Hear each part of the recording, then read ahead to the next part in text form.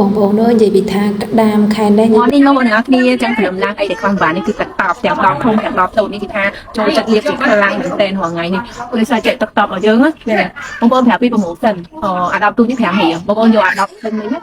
10ធំនេះត្រឹមតែ12រៀលទេចាមួយប្រម៉ូសិនល្អខ្លាំងមែនតើបងប្អូនយក10ទូទៅបានចាបងប្អូនយក10ធំទៅបានចាហើយបងប្អូនចង់យកទៅលក់បន្តចាធ្វើការឆានមកវិញណាចាអ្នកគ្នាចាទឹកតបនេះបងប្អូនអ្នកដែលគាត់ស្បែកស្ងួតចាអាចរយចាមានបញ្ហាមុនអូយបងប្អូនគឺល្អខ្លាំងមែនតើទឹកតបបានប្រើហើយគេនិយាយថាស្បែកមុខរបស់យើងគឺតឹងវ័យនេះគឺជាវ័យដែលថឹកថែស្បែកមុខបើអត់បានថែស្បែកមុខទេចាប្រកបថាស្បែកមុខរបស់យើងនឹងមានបញ្ហារួយជាប់ទៀត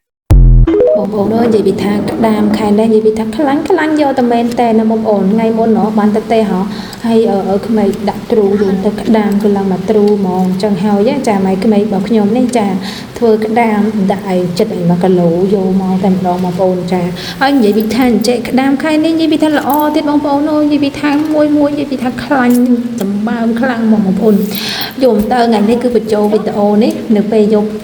ឥឡូវនេះកំពុងបញ្ចូលបដាបងដឹងអត់និយាយពីថាអូយក្លៀនហ្មងចាយកទៅក្តាមនេះគឺស្ដាំ40សាត 100% ចាมันមានជាតិគីមីសូម្បីតែ1% ចាសូម្បីតែគ្រឿងនឹងក៏มันមានជាតិគីមីដែរបងប្អូនចាយកទៅហែកគ្រប់មកនិយាយពីថាអូក្តាមនេះគឺខ្លាញ់យកតែមែនទេណាបងប្អូនចា1 2នេះវាដំបងនេះអត់ទៅខ្លាញ់ទេប៉ុន្តែប្រហែលក្រោយនេះបងប្អូនអូយឃើញយើងនិយាយពីថាខ្លាញ់បងប្អូនហើយបងប្អូនអើយបងប្អូនញ៉ាំបកស្ទះផងតែនេះខ្ញុំគិតថាខ្ញុំញ៉ាំខ្លួនឯងចឹងទៅដល់ពេលឲ្យ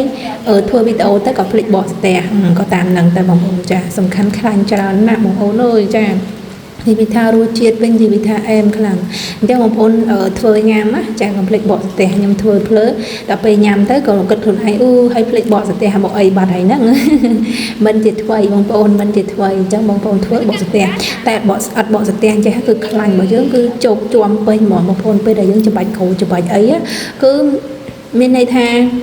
វាអត់ហៀខ្លាញ់ហៀអីចេញក្រៅអញ្ចឹងបងប្អូនឃើញទេយូរទៅមានភាគតិចណាដែលអត់ខ្លាញ់ភាគច្រើនគឺមានខ្លាញ់តែម្ដងបងប្អូនចាយូរទៅគឺល្អខ្លាំងមែនតើណាបងប្អូនហើយនេះខ្ញុំធ្វើញ៉ាំខ្លួនឯងទេបងប្អូនចាអត់មានតែធ្វើលក់ដូរយកមកលក់យកមកហួយទេបងប្អូនចាហើយតកតងមួយគ្រឿងផ្សំរបស់យើងបងប្អូនមានប៉ុណ្នេះយូរទៅខ្ញុំមើលវីដេអូនឹងបដាបងប្អូនណាខ្លះដូចខ្ញុំឯងខ្ញុំមើលវីដេអូនឹងបដាគឺចង់ញ៉ាំជាមួយនឹងក្តាមនឹងតែម្ដងបងប្អូនឃើញអូននិយាយពីថាដាក់ខ្ទឹមដាក់អីចេះមកហើយម្ទេសនេះគឺម្ទេសស្រែទេបងប្អូនចាដាំធម្មជាតិនេះចាដាក់ម្ទេសច្រើនដាក់ជាមួយនឹងចាខ្ទឹមសហ្នឹងឲ្យច្រើនចាំមកបងប្អូនចាហើយដាក់ស្ករដាក់ប៊ីចេងស្ករដាក់រៀងច្រើនតិចមកហើយក្តាមនេះបងប្អូនចារសជាតិវិញគឺមកល្មមញ៉ាំហ្មងបងប្អូនអើយ